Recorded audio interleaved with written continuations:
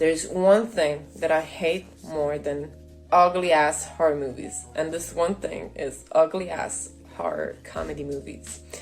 Because let's be honest, it's really hard to find a good film that blends these two different genres and doesn't look ridiculous in a way that it fulfills both genres well. It is very, very hard because usually these films fail miserably. And the movie I would like to talk about today is another example of failure. The movie is from 2014. It's named Tusk, and it's written and directed by Kevin Smith, who's an American director, producer, podcaster, comedian, comic book designer, and so many other things. The list goes on, really. He has a lot of shit listed under his name, but this is irrelevant right now.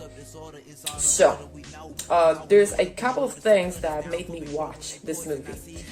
One was a couple of names I found in the cast, belonging to people I already know. And these people were Michael Parks, Justin Long, and Haley Joel Osment, which are somehow known American comedians, and Johnny Depp, an A-list Hollywood celebrity who's usually good in every movie he's casted in. So I thought that the movie maybe wasn't gonna be too bad, even though the ratings wasn't exceptional. This movie claims to be based on real events, and even though I know that the majority of these movies with these claims are I'd say stupid, I thought that Tusk, being a horror comedy movie, could be based on some sort of like laughable events, enjoyable events, but mixed with a little bit of suspense here and there. So maybe it wasn't gonna be too ridiculous. But now let's walk through the plot and let me tell you a little bit more about this film. The story sees two friends, Wallace and Teddy, creators of a podcast named the Nazi Party. Haha, this should be the first laugh. Nazi. Mocking and humiliating viral videos and some internet celebrities. And one of these internet celebrities that they are mocking at the moment is the Kill Bill Kid, which is a Canadian kid who became famous for severing his leg using a katana while he was mimicking the action scenes from Tarantino's movie Kill Bill. So Wallace decides to drive to Canada and meet the kid for an interview. And Wallace leaves the States, goes to Canada, and finds out that the kid took his life. It was probably because of cyberbullying. Anyway, Wallace, instead of feeling sorry, is pissed. He's really pissed because now he doesn't have an interview to go back with. And he needs some material for his fucking podcast. So is walking around Canada, going to bars, looking for people to interview. And while he's taking a piss at a bar, he finds a handbill from someone offering a room in his mansion for free in exchange for interesting stories that he has to tell. So Wallace obviously calls Mr. Howard and decides to go see him.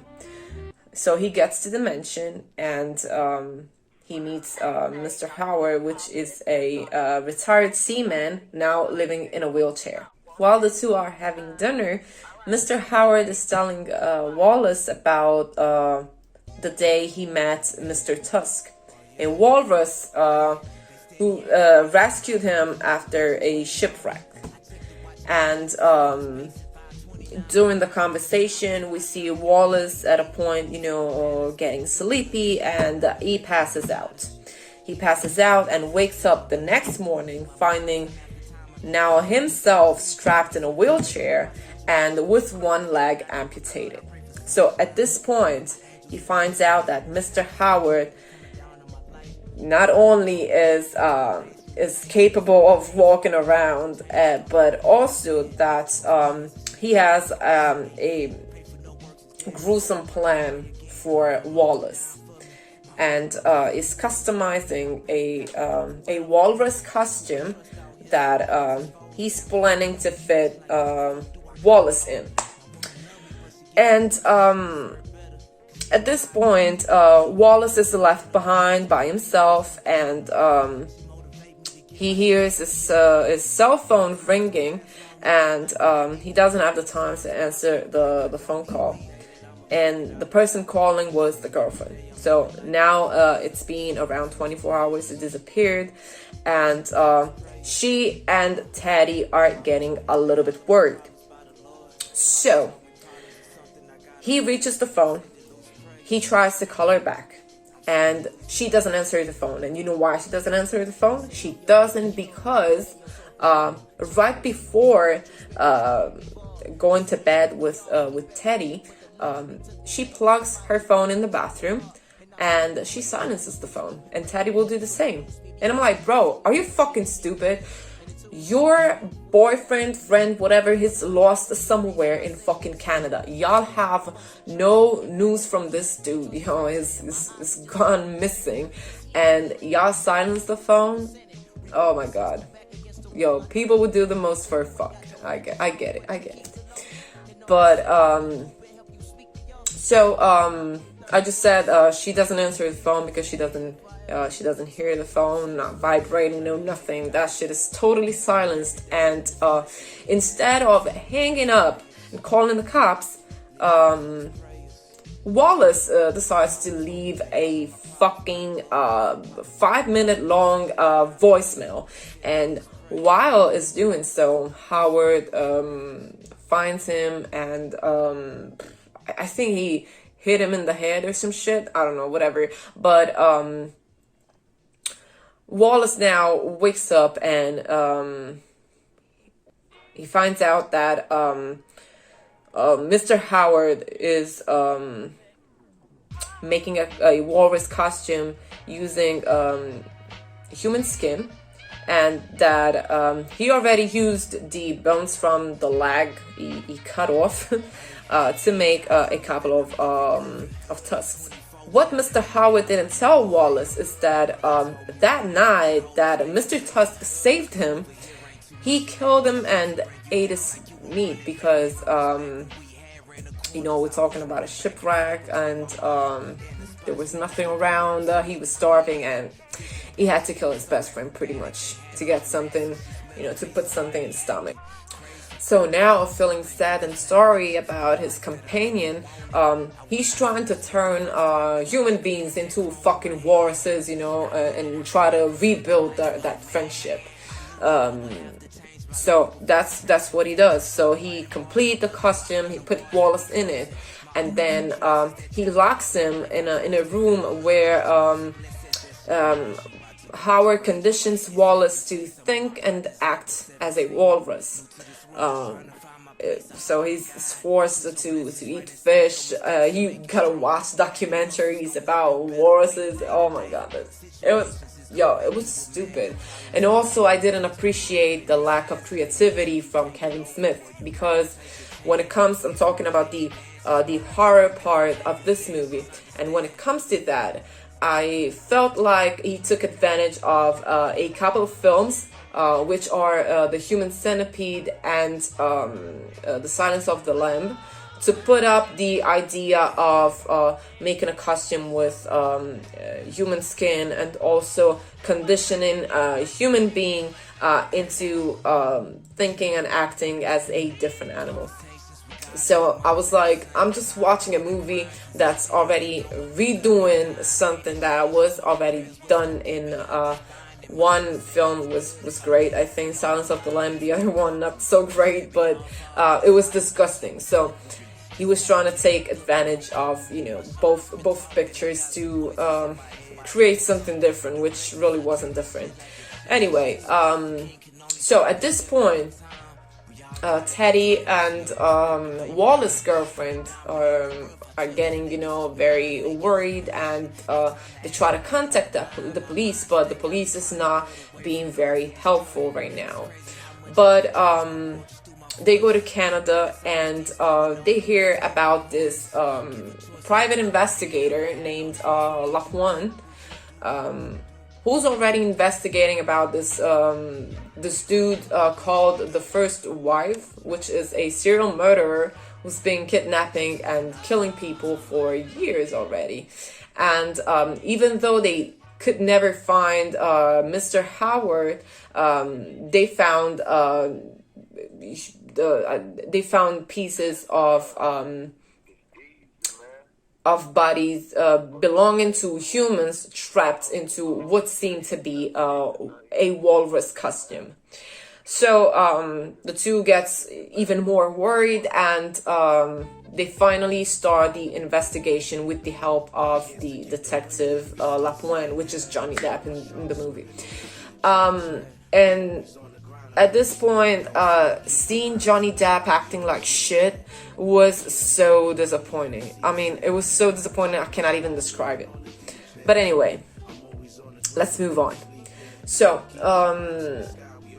while the three look for Wallace, he's back in the mansion with Mr. Howard, and Mr. Howard is now wearing a walrus costume himself as well, because he wants to prove that Wallace is now ready to be a walrus. So they engage in a fight, and Mr. Howard is killed. And at the same time, the three, so Detective Lapointe, Wallace's girlfriend, and Teddy, enter the room, and that's it. I mean, the scene ends like that, and you would think, okay, now they fucking take Wallace to the hospital or something like that.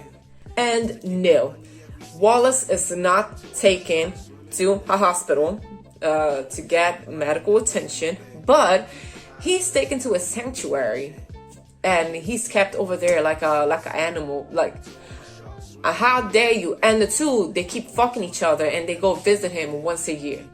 Bro, oh my god. I was reading that some reviews from the critics were somehow positive, because they liked the ridiculousness of this film, which I hated. This was probably one of the shit that I hate about this movie. But at the same time, they said that unfortunately the story was too thin and overstretched, which is something that I noticed as well.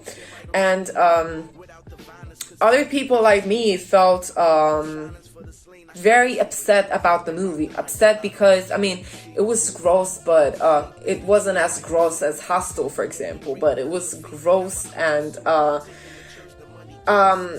it was it was just bad. It was really bad. I don't even have words to describe how shitty that movie was. I'm really speechless about that. But if that wasn't enough, there was something else that I found being disappointing, and that shit was the real life events the movie was based on. So I had to Google it, and I found out that apparently an old Englishman posted on the internet as a joke to be offering a room in his house for free in exchange for seeing the guest performing in a walrus costume at times.